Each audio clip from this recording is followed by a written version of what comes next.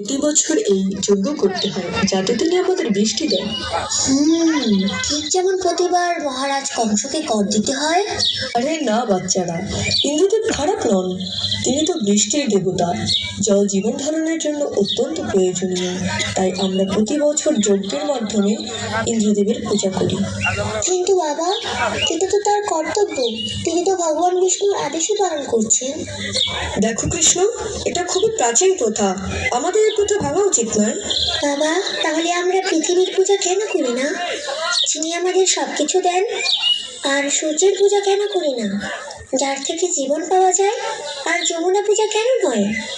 কৃষ্ণ, তুমি ঠিক বলেছ, কিন্তু এটা সম্ভব নয়। শত শত বছর ধরে চলে আসা এই প্রথা আমরা হঠাৎ করে ভাঙতে পারি না। কিন্তু বাবা, আমাদের কি চোখ বন্ধ করে সব প্রথা মেনে নেওয়া উচিত? ইন্দ্র তো ভগবান বিষ্ণুরই অধীন, আর বিষ্ণুই ইন্দ্র ও সকল দেবতাকে শক্তি প্রদান করেন। কৃষ্ণ একবারে ঠিক বলছে, সমস্ত দেবতাই ভগবান বিষ্ণুর আদেশ অনুসারে কাজ করেন, আর বেদেও আলাদা করে ইন্দ্রযজ্ঞের কোনো বিধান নেই। আমরা গোয়ালা, আমাদের সম্পদ আমাদের গরু। এই গরুগুলো গোবর্ধন পর্বতের উপর নির্ভরশীল। আমরাও আমাদের জীবনযাপনের জন্য গোবর্ধনের উপরই নির্ভর করি। তাই ইন্দ্রের নয়, আমাদের গোবর্ধন পর্বতের পূজা করা উচিত। আমার প্রিয় বৃন্দাবনবাসী, আমাদের সকলের গোবর্ধন পর্বতের প্রতি হৃদয় থেকে কৃতজ্ঞ হওয়া উচিত। এখন তোমরাই দেখো গোবর্ধন পর্বতের এই সব অলৌকিকতা, যা আমাদের বৃন্দাবনের প্রাণ। আমাদের গরুগুলো এর জঙ্গলের ঘাস খায় আর আমাদের মিষ্টি মিষ্টি দুধ দেয়। এই ঝর্ণাগুলো আমাদের তৃষ্ণা মেটায়। এই মাঠে আমাদের ফসল আর ফল জন্মায়। এই কাঠ দিয়ে তৈরি ঘর আমাদের নিরাপত্তা দেয়। আমাদের জীবন ইন্দ্রের ওপর নির্ভরশীল নয়, বরং গোবর্ধন পর্বতের ওপর নির্ভরশীল। এটা সব ইন্দ্রদেবের নয়, গোবর্ধন পর্বতের কৃপা। তাই বৃন্দাবনবাসী সবাই সবার নিজের নৈবেদ্য একত্রিত করো, আমরা সবাই গোবর্ধন পর্বতের পূজা করব। আমি গোবর্ধন, তোমাদের প্রার্থনায় আমি অত্যন্ত প্রসন্ন। যদি তোমরা সবাই আমার পরিক্রমা করো, তবে আমি খুবই সন্তুষ্ট হব।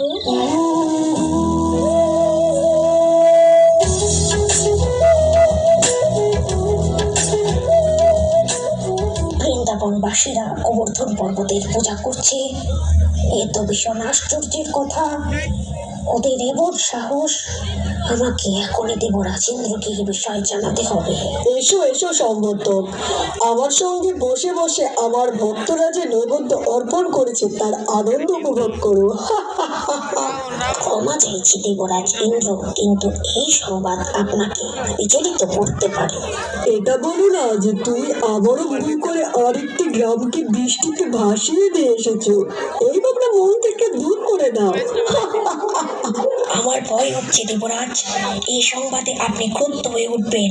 বৃন্দাবন গ্রামের বাসিন্দারা আপনার পরিবর্তে গোবর্ধন পর্বতের পূজা শুরু করেছে। কি? গোবর্ধন পর্বতের পূজা?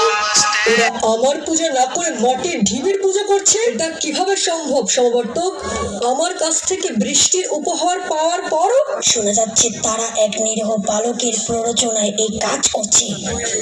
উপহাস করো না সমবর্তক। ক্ষমা চাইছি দেবরাজ, কিন্তু এটাই সত্য। নন্দের পুত্র কৃষ্ণ তার অলৌকিক শক্তি ব্যবহার করে বৃন্দাবনবাসীদের বিভ্রান্ত করেছে। তাহলে তারা আমার আদেশ মানার বদলে এক নিরীহ বালকের কথা মেনেছে। এদের বুদ্ধি নষ্ট হয়ে গেছে। দেখবে এখন এদের উপর আমার ভয়ঙ্কর ক্রোধ নেমে আসবে। শুনো সমবর্তক। জি দেবরাজ। যাও, বৃন্দাবনবাসীদের ডুবিয়ে দাও, গোবর্ধন উৎসব ধ্বংস করে দাও।